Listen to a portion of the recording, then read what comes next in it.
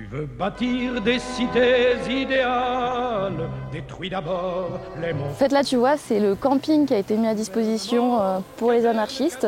C'est tout gratuit, ils peuvent poser leur petite tente et puis venir chiller là. Je trouve que ça rend super bien de loin, c'est limite joli et bucolique.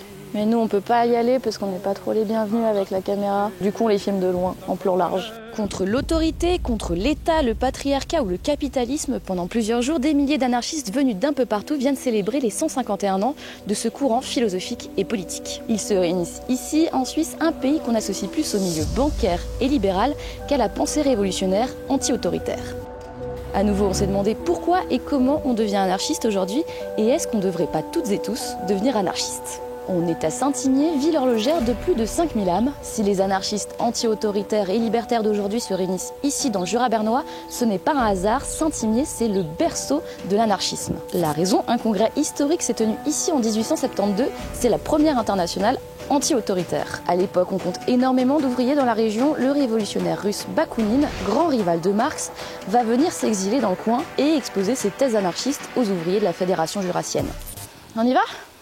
Allez, zou. C'est tout ce que vous verrez du camping, de toute façon. Comme nous.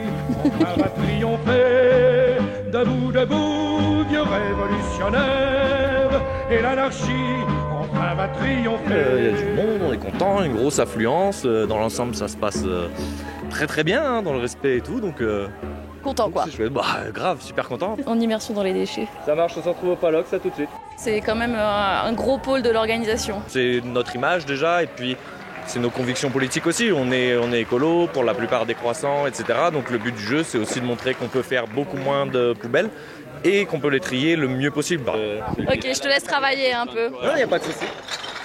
Pour moi, c'était de la militance d'être nomade déjà, de vivre en camion et d'être un peu dans le rejet de la société. Chercher des organisations libertaires qui étaient proches de mes idées. Et j'ai fini à l'AFA et pour l'instant, je m'y sens bien, ce qui ne veut pas dire que dès que ça m'emmerdera, je me casserai pas. Mais je suis à charrier des poubelles à Saint-Imier, ça va très bien avec mon nomadisme et mon anarchisme. On peut grimper ? Il y a des croquettes de chiens aussi. Oui, j'ai aimé mon chien. Ah. C'est ma voiture de tous les jours. Ça fait 3 ans qu'on organise cet événement, pour ne pas dire plus. Aujourd'hui, on retrouve les anarchistes dans différents mouvements sociaux. Lutte féministe, écologiste, anticapitaliste, queer, altermondialiste. Ce qui les rassemble, c'est la vision anti-autoritaire. Le tatouage, il est un petit peu cracra parce que je l'ai fait juste avant de venir, donc forcément, il n'est pas encore tout à fait fini. J'ai 34 ans, voilà, je suis musicien, comme je t'ai dit, et je vis principalement de mon jardin avec mes animaux dans ma yourte. J'ai pas l'impression que fondamentalement vous fassiez du prosélytisme. Donc il y a très peu de moyens en soi de se dire un beau jour, tac, je deviens anarchiste.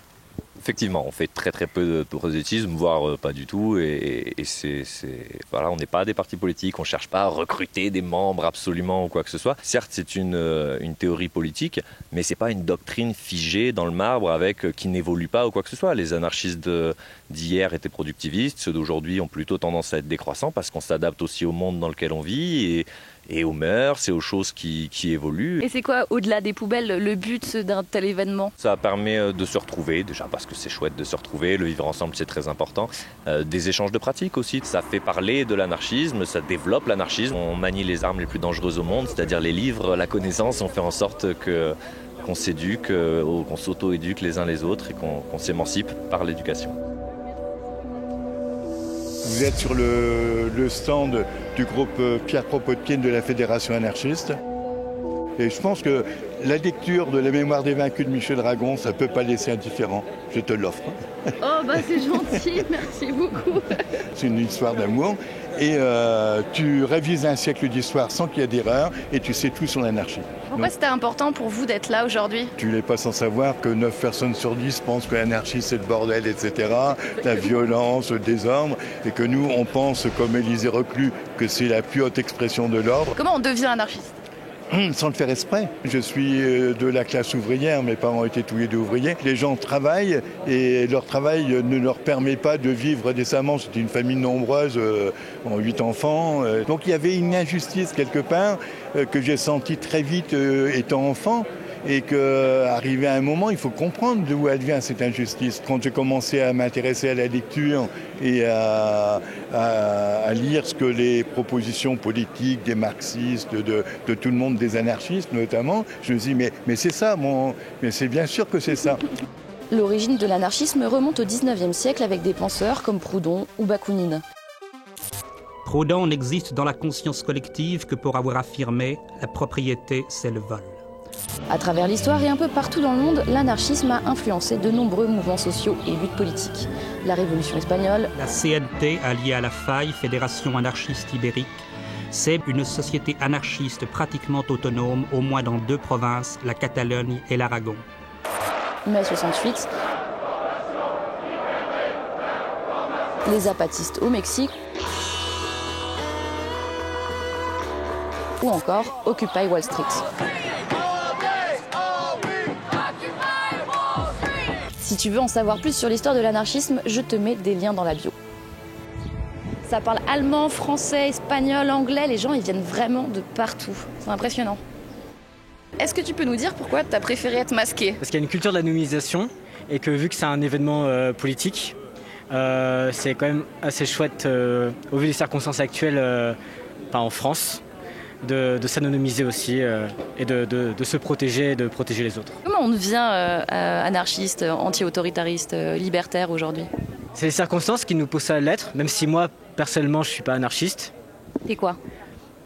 Moi, je suis anti-autoritaire, en tout cas. Libertaire, oui. J'ai pas trop envie que mes opinions politiques soient connues par l'État, particulièrement quand je viens à Saint-Imier. Ça peut commencer par le terrain.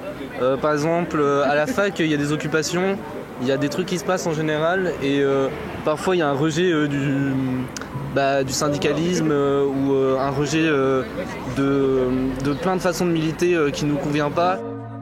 Étant d'origine espagnole, mon chemin, ça a été de découvrir la révolution sociale de 1936, alors que ma famille n'était pas précisément anarchiste, mais ça a été une révélation pour moi. Je viens d'Iran. Je viens d'un pays dictateur et toujours je sentais pouvoir, je sentais autorité sous moi, en tant que femme.